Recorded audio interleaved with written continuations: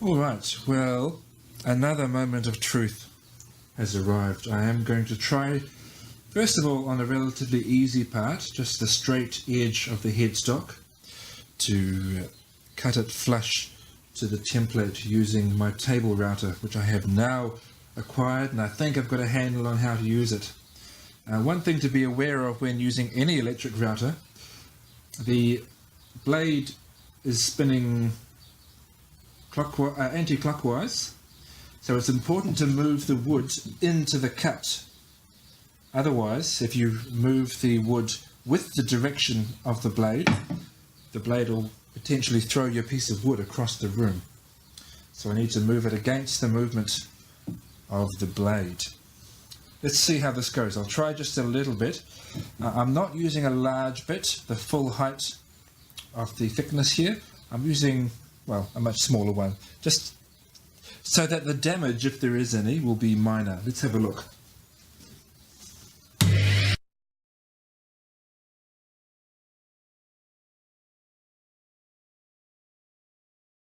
Okay, now that actually looks superb. Very good indeed.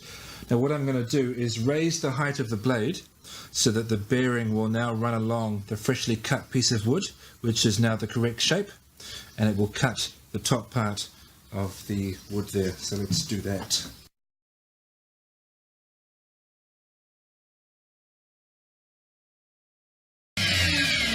Okay, well, I am loving the result here. There is just a little bit that the blade couldn't quite reach.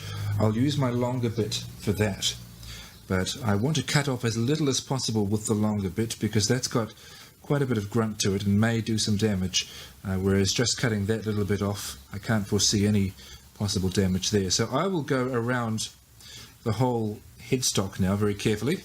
We'll see how this goes.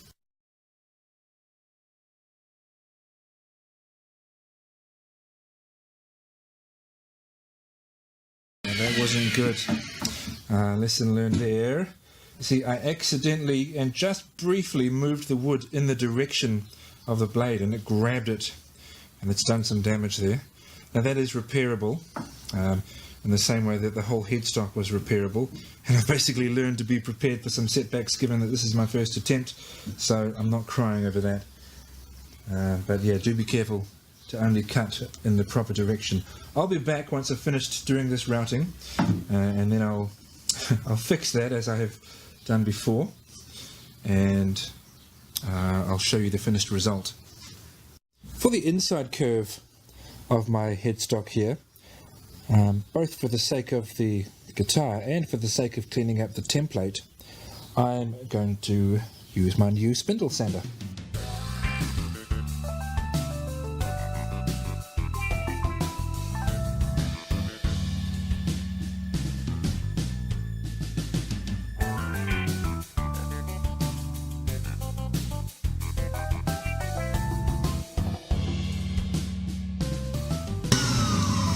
So the rest of the sanding on this I will do by hand around the edges when I need to.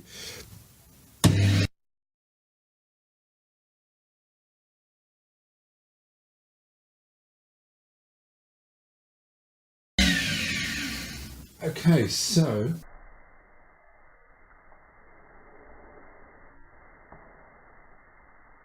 I am pretty pleased with how this has turned out.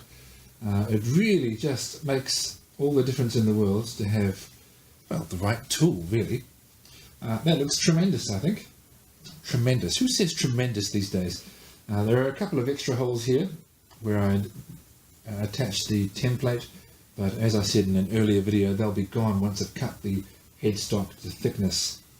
So what I am going to do next, although not tonight, it is Sunday night, next I'm just going to compare this with the neck pocket in the guitar body, the heel of the neck, because although I measured this neck maybe imperfectly to standard dimensions for a Fender neck, and although I routed, again probably not perfectly, the pocket in the guitar body, according to the template. They don't quite match. This is just a little bit too big.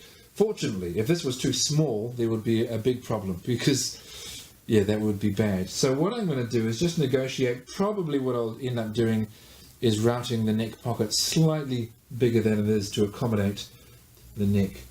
But that's where I'll go to next. What I have now is, I think, a well-shaped neck and headstock. And that repair job, I think, that I did with the different woods glued together, I think that's going to turn out really well. But we'll see.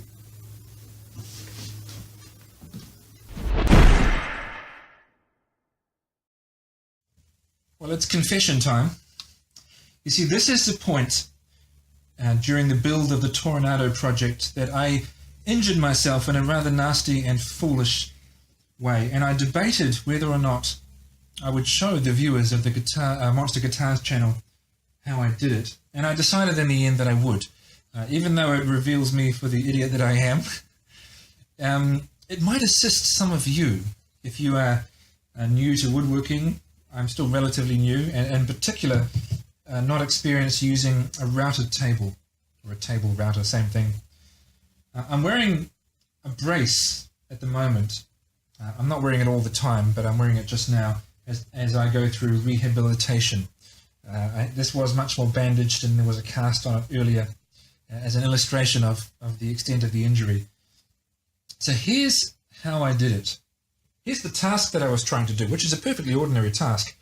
I have a fretboard or neck template screwed onto my neck, and I was simply using a bearing cutter on my table router. So the bearing at the bottom of the bit there runs along, the template runs along the bearing, and the blade cuts away at the wood so that it makes it the same shape as the template, which is what templates are for. All good and well. So I should have been just going like this and doing, well, really only moving it in one direction. And the bit spins in an anti-clockwise direction. So what would happen if, because this happens sometimes, if there was any kickback, so the bit had somehow caught on the wood and kicked it back, then the wood would have been flung off the table and landed on the floor, and it might have been damaged. Maybe I could have repaired the damage, maybe I would have had to replace the wood, I don't know, but it wouldn't have been that serious, really. But that's not what I was doing. Well, sometimes I was, but then I did something very stupid. Well, I did two things wrong. The first wasn't all that serious. The first is that I had the bit spinning too slowly. I wrongly assumed that the slower, the safer, within reason. Obviously, if it's going really slow, that would be useless. It wouldn't cut the wood.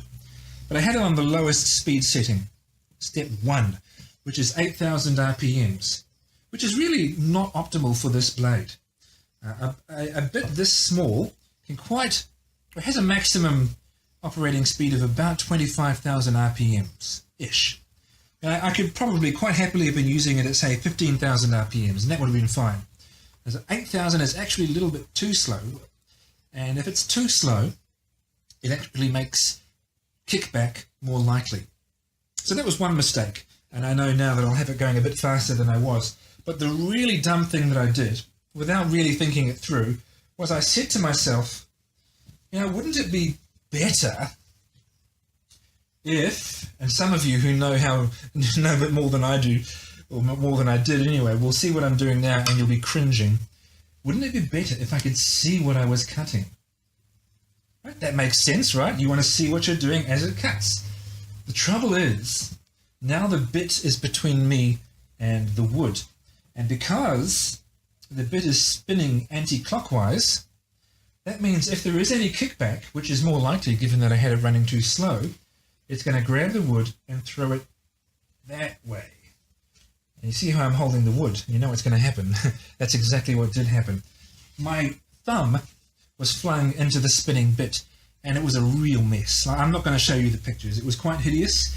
There was significant damage that plastic surgeons have attended to and done a fantastic job with, but the healing process still has some ways to go. And we're almost 6 weeks after the accident.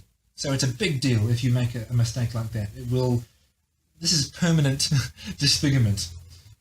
I will get the use of it back it looks very good in that regard, but I would really rather that I hadn't made that mistake. It's a nasty, nasty accident that you should avoid.